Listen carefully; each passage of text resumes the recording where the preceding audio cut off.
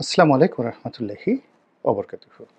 সম্মানিত দর্শক, স্বাধীন বাংলাদেশের কোনো বিচারপতি যে কাজটি করেননি, অথবা স্বাধীন বাংলাদেশের প্রধানমন্ত্রী অথবা রাষ্ট্রপতির পদে অধিষ্ঠিত থাকা কোনো ব্যক্তি যে কাজটি করেননি, ঠিক সেরকম একটি কর্ম আমাদের বাংলাদেশের সাম্প্রতিক সময় ঘটে গেল। বাংলাদেশের মহামান্য প্রধান বিচারপতি তিনি দেখা করেছেন ডক্টর মোহাম্মদ ইউনূসের সঙ্গে, যিনি কিনা এখন অন্তর্বর্তীকালীন সরকারের প্রধান। এই দেখা করেছেন একেবারে হুট করে, কোনো রকম বিবৃতি ছাড়া, কোনো রকম কারণ ছাড়া এবং কোনো রকম আলোচনা ছাড়া। লক্ষ্য এবং উদ্দেশ্য যদি কিছু থাকে তা নিতান্তই গোপনীয়। অন্তর্বর্তীকালীন সরকারের যিনি প্রধান, তার যে বাসভবন যমুনা, আমি অনেক আগেই বেশ কয়েকবার বলেছি যে যমুনা নামক যে ভবনটি, এটি বাংলাদেশের একটি অভিশপ্ত ভবন। এখানে বহু অঘটন ঘটেছে। যারা এখানে বসবাস করেছেন তাদের সবাইকেই এখানে দুর্ভোগ পোহাতে হয়েছে। এই বাড়িটি নির্মাণ করা হয়েছিল মওদুদ আহমেদের জন্য, তিনি একদিনও থাকতে পারেননি। আর এই বাড়ির কারণে তার যে নিজের বাড়িটি গুলশানে ছিল, সেটি ভাঙতে হয়েছে, ভাঙা পড়েছে। তিনি রাস্তার ফকির হয়ে গেছেন এবং মিসকিন হয়ে তিনি মারা গেছেন, অপমানিত হয়ে, লাঞ্ছিত হয়ে, কষ্ট পেয়ে। মঈনুদ্দিন ফখরুদ্দিনের সময় এটা ছিল ফখরুদ্দিনের বাসভবন। তারপরে বিচারপতি লতিফুর রহমান সাহেব যখন তত্ত্বাবধায়ক সরকারের প্রধান ছিলেন, তার বাসভবন। 2009 সালে শেখ হাসিনা যখন প্রধানমন্ত্রী হলেন, তখন তিনি এখানে কিছুদিনের জন্য বসবাস করেছিলেন। এবং তিনি যেই সময়টিতে বসবাস করেছিলেন, ঠিক সেই সময়টিতেই বিডিআর মিউটিনি ঘটেছিল, বিডিআর হত্যাকাণ্ড। এবং তখন ওই ভবনে আমার নিয়মিত যাতায়াত ছিল। এবং যেদিন বিডিআর হত্যাকাণ্ড ঘটে, ওই দিন সকাল 10টা থেকে একেবারে বিকাল 4টা পর্যন্ত আমি যমুনাতেই ছিলাম। কাজেই যমুনার প্রতিটি রুম এবং ওই ভবনের ভিতরকার যে প্রতিটি দৃশ্য, এটি আমার নজরে ভাসে। এবং সেই যমুনাতে এখন ডক্টর মোহাম্মদ ইউনূস বসবাস করছেন। দীর্ঘদিন এই বাড়িটি পরিত্যক্ত ছিল, অবহেলিত ছিল, এবং সেই জায়গাতে ডক্টর মোহাম্মদ ইউনূস ঢুকেছেন। কেন, কিভাবে ঢুকেছেন আমি বলতে পারবো না।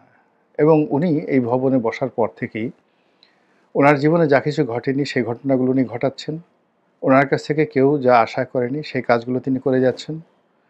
এবং বাংলাদেশে যে ঘটনা কখনই হয়নি, এই ঘটনা, সেটা বিধাতার ইশারায় হোক, আমরা যারা গুনাহগার বান্দা আমাদের কুকর্মের কারণেই হোক, অথবা অন্য কোনো প্রাকৃতিক নিয়মে হোক, একটার পর একটা অনার সৃষ্টি গত 9 মাসে 18 কোটি মানুষের জীবনকে তছনছ করে ছেড়ে দিচ্ছে। এবং সেই যমুনাতে আমাদের দুর্যোগকালীন, সংকটকালীন বিচারপতি, তিনি এমন একটা সময় দায়িত্ব নিয়েছেন, যে সময়টি বাংলাদেশের ক্রান্তিকাল এবং বিচার বিভাগের জন্য মানে মারাত্মক ক্রান্তিকাল।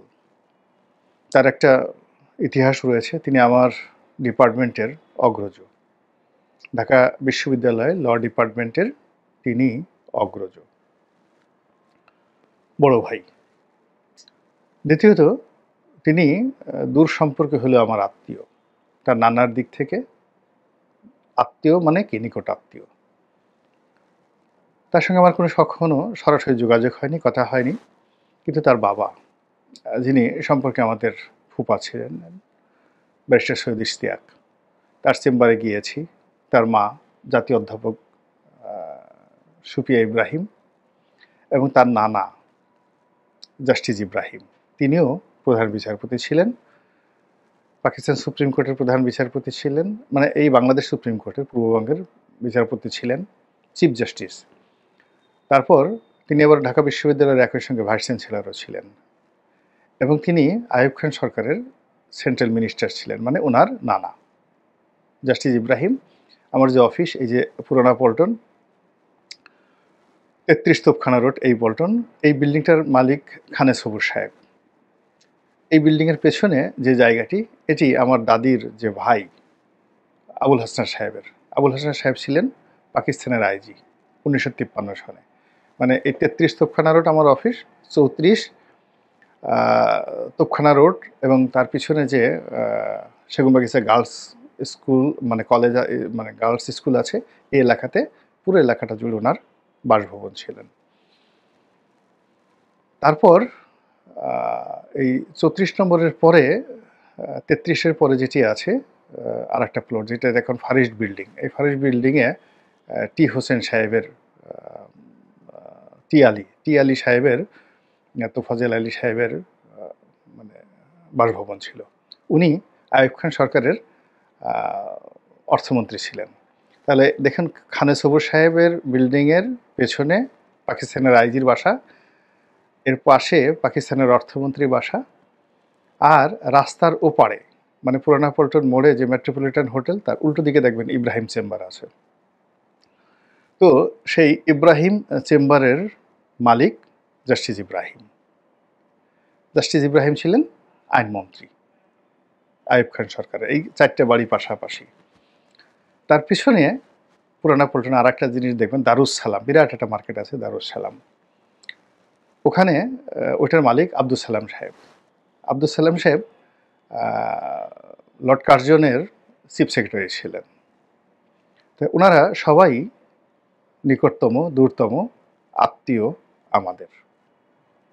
তো যার কারণে হয় কি, এই যে ভদ্রলোক যিনি এলেন, আসলেন, চিফ জাস্টিস হলেন, তার প্রতি একটা সঙ্গত কারণেই ভালোবাসা, শ্রদ্ধা, আবেগ কাজ করে। এবং তার ভিতরে যে রক্ত রয়েছে, বংশের যে ধারাবাহিকতা রয়েছে, এই ধারাবাহিকতার কারণেই এই একটা যাকে বলা হয় ক্রিটিক্যাল মোমেন্টে তিনি দায়িত্ব নিলেন। এবং তার নানার লিগেছি, তার মায়ের লিগেছি, তার বাবার লিগেছি, সব মিলিয়ে তার যে ব্যক্তিত্বময়তা, তার সঙ্গে এডুকেশনাল ব্যাকগ্রাউন্ড, কোর্ট অঙ্গনে তাকে নিয়ে নেতিবাচক কোনো কথা নেই। শ্রদ্ধা, ভালোবাসা এবং সম্মান আছে। তো কাজেই তিনি কেবলই মাত্র ব্যারিস্টার সৈয়দ ইশতিয়াক সাহেবের ছেলে অথবা জাস্টিস ইব্রাহিমের নাতি, জাতীয় অধ্যাপক শফি ইব্রাহিমের ছেলে তা নন। তিনি তার আপন গুণে অনন্য। তো সেই মানুষটির মর্যাদা তার নিজের, এবং তিনি যে চেয়ারে বসে আছেন, তিনি ডক্টর মোহাম্মদ ইউনূসের সঙ্গে দেখা করতে গেছেন, বা ডক্টর মোহাম্মদ ইউনূস আশা করেছেন, হোয়াট এভার মেবি, দুটোই খুব সেন্সিটিভ পোস্ট, এটি নিয়ে কথা বলবো না। কিন্তু এটা আমি খুব অবাক হয়েছে এই কারণে যে এরকম ঘটনা ঘটে না। যদি কোনো একটা অনুষ্ঠান থাকতো, সেই অনুষ্ঠানে তিনি যেতেন, তাদের দেখা হতো। সুপ্রিম কোর্টের কোনো একটি অনুষ্ঠানে, বিচারপতিদের কোনো অনুষ্ঠানে যদি যাকে বলা হয় ডক্টর মোহাম্মদ ইউনূস সাহেব আসতেন, তাহলে তাদের দেখা হলে খুব স্বাভাবিক একটা বিষয় ছিল। কিন্তু তিনি সরাসরি সেখানে গেলেন এবং তাদের সঙ্গে একটা বৈঠক হলো, এবং কেন হলো, কী কারণে হলো, কিচ্ছু জানি না। কিন্তু আমাদের যে কৌতূহলী মন অনেক কথা বলে। এর কারণ হলো, গত কয়েকদিনে ডক্টর মোহাম্মদ ইউনূসকে কেন্দ্র করে যে সকল ঘটনা ঘটেছে রাজপথে, ক্যান্টনমেন্টে, সচিবালয়ে এবং কূটনীতি পাড়ায়, এসবই লোমহর্ষক, লোম খাড়া হয়ে যায়। এবং এখন পর্যন্ত সেই জিনিসগুলো অব্যাহত আছে। এবং এর মধ্যে তিনি জাপান ভ্রমণে গেছেন 4 দিনের জন্য, যেখানে বাংলাদেশ চলছে না। কুরবানির হাটে গরু কুরবানি দেওয়ার জন্য মানুষ ভিড় করতে পারছে না, টাকা নেই। অনেকগুলো ব্যাংক, সেই অনেকগুলো ব্যাংক অনেক দিন যাবৎ অনেকগুলো ব্যাংকের অনেকগুলো ব্রাঞ্চ টাকা দিচ্ছে না। ফার্স্ট সিকিউরিটি ব্যাংক কয়েকটা ব্রাঞ্চে গিয়ে দেখেন গত 1 সপ্তাহ যাবৎ লেনদেন বন্ধ। আর এই সময়টাতে ডক্টর মোহাম্মদ ইউনূস তিনি গিয়েছেন জাপানে নতুন বিনিয়োগকারী আনার জন্য। মানে কি বলবো, ঠাট্টা মশকরা ফাজলামোর একটা সীমা আছে। দেখতেও পারি না, সহ্যও করতে পারি না, অঙ্গ জ্বলে যায়, মাথার মধ্যে কিলবিল করে ঘটনা। এরপরে কি হলো, ওনার সঙ্গে রাজনৈতিক নেতাদের বৈঠক হলো, সেখানে নিয়ে নানা রকম নাটক হলো। এরপর জামাতের নেতারা আবার ক্যান্টনমেন্টে গেলেন। শোনা কথা যে জামাত নেতা ছাড়া অন্যান্য ইসলামী সংগঠনের যারা নেতৃবৃন্দ রয়েছেন, তারাও সেনাপ্রধানের সাথে বৈঠক করেছেন। এরপর প্রধান বিচারপতির সঙ্গে আবার ডক্টর মোহাম্মদ ইউনূসের বৈঠক হলো। এর মধ্যে যে সকল কথা আসলো, সেটা হলো যে ডক্টর মোহাম্মদ ইউনূস যে শপথ পাঠ করেছেন, সেটা বৈধতা হিসাবে সুপ্রিম কোর্টের একটা মানে রেফারেন্সকে উল্লেখ করা হয়েছে। এবং জাতির প্রয়োজনে সুপ্রিম কোর্টের অ্যাপিলেট ডিভিশনের যে ফুল বেঞ্চ যেটিকে বলা হয়, সাবেক প্রধান বিচারপতি, আওয়ামী লীগের সাবেক প্রধান বিচারপতি, তার নেতৃত্বে অন্যান্য বিচারপতিরা যে রায় দিয়েছেন সেই রায়টাকে আইনগত ভিত্তি হিসেবে সরকার মনে করে। এখন সাম্প্রতিক সময়ে এমন কিছু ঘটনা ঘটেছে, দেখা গেল যে সাবেক প্রধান বিচারপতি যিনি এবং অ্যাপিলেট ডিভিশনের সবচেয়ে সিনিয়র বিচারপতি, তারা দুজনেই ক্যান্টনমেন্টে ছিলেন ওই সময়টাতে। তো কাজেই সুপ্রিম কোর্টের যে রেফারেন্সটার কথা বলা হচ্ছে সেটা নিয়ে ধোঁয়াশা তৈরি হয়েছে। এটা কীভাবে হয়েছে, আদৌ হয়েছে কিনা, এটা রেফারেন্স কোথায়, এবং আমরা শুনেছি যে এটা নিয়ে একটা রিটও নাকি হয়েছে, এটার কাগজ চাওয়াই নিয়ে। ঠিক এরকম ঘটনা যখন ঘটছে তখন প্রধান বিচারপতি মানে এবং ডক্টর মোহাম্মদ ইউনূস তাদের সাক্ষাৎ হলো। এরপর যে ঘটনাটা শোনা যাচ্ছিল যে শেখ হাসিনার পদত্যাগ, সেই পদত্যাগের পেপার নিয়ে আমরা অনেক কিছু শুনেছি, এবং রাষ্ট্রপতি নিজেই দেশের একজন শীর্ষ সাংবাদিক কাছে বলেছেন যে তিনি আসলে এরকম পদত্যাগপত্র এখন পর্যন্ত হার্ড কপি পাননি। এটি কার কাছে আমরা জানি না, তবে সোশ্যাল মিডিয়াতে শেখ হাসিনার সাইন ঠ্যান দিয়ে পদত্যাগপত্র আমরা বহুবার দেখেছি। এইটা শেখ হাসিনার সেই পদত্যাগপত্র। তো যাই হোক, এখন সেই পদত্যাগপত্র সবাই আমরা দেখেছি, কিন্তু যে ফাইলের মধ্যে থাকার দরকার রাষ্ট্রপতির ফাইলের মধ্যে, সেই ফাইলের মধ্যে সেই পদত্যাগপত্রটি নেই। রাষ্ট্রপতি এটা বলেছেন মতিউর রহমান চৌধুরীকে, মানব জমিনের সম্পাদক, এবং তিনি আবার সেটা জাতির কাছে প্রকাশ করেছেন। তো এরকম যখন চলছে ঠিক সেই সময়টাতে প্রধান বিচারপতি তার সঙ্গে দেখা করলেন। এরপর আর একটা ঘটনা ঘটলো, সেটা হলো মহামান্য হাইকোর্টের যে অ্যাপিলেট ডিভিশন, সেই অ্যাপিলেট ডিভিশন থেকে জামাত নেতা এটিএম আজাহার সাহেব কুল্লু খালাস, একদম পুরো খালাস পেলেন। শুধু খালাস পেলেন না, সংক্ষিপ্ত রায়ে যে কথা বলা হয়েছে তাতে আগে যে অ্যাপিলেট ডিভিশনে যে বিচার, সেই বিচার প্রক্রিয়াকে অবশ্যই অস্বীকার করা হয়েছে, সেটাকে ভুল বলা হয়েছে, এবং সেখানে আরও যে সকল মন্তব্য করা হয়েছে সে সকল মন্তব্যের ফলে যুদ্ধাপরাধীদের যে বিচার, পুরো বিচার প্রক্রিয়াটি যেটা শেখ হাসিনা জমানাতে হয়েছিল সেটি প্রশ্নের মুখোমুখি হয়েছে। তো এসব মিলিয়ে স্পর্শকাতর কতগুলো বিষয় সামনে চলে এসেছে। এগুলো ইজ্জত কা সওয়াল হয়, এগুলো অস্তিত্বের প্রশ্ন, ম্যাটার অফ সার্ভাইভাল, এবং যাকে বলা হয় matter of pride and Prestige. সব কিছুতে কোথায় যেন একটা আঘাত, কামড়াকামড়ি সব কিছু লেগে গেছে। সুপ্রিম কোর্টের পক্ষ থেকে রেজিস্ট্রার অফিস রয়েছে, রেজিস্ট্রার জেনারেল অফিস রয়েছে। যেমন সেনাবাহিনীর অনেক গুরুত্বপূর্ণ বিষয় নিয়ে আইএসপিআর বক্তব্য দেয়, তেমনি বিচার বিভাগের প্রতিটি বিষয় নিয়ে রেজিস্ট্রার অফিস বা রেজিস্ট্রার জেনারেলের অফিস, সেখান থেকে বিবৃতি ইস্যু হয়। অ্যাটর্নি জেনারেলের অফিস রয়েছে, পলিটিক্যাল ম্যাটারগুলো, রাষ্ট্রের ব্যাপার, সরকারের ব্যাপার তারা বলে, আর সুপ্রিম কোর্টের বিষয়গুলো রেজিস্ট্রার অফিস থেকে বলা হয়।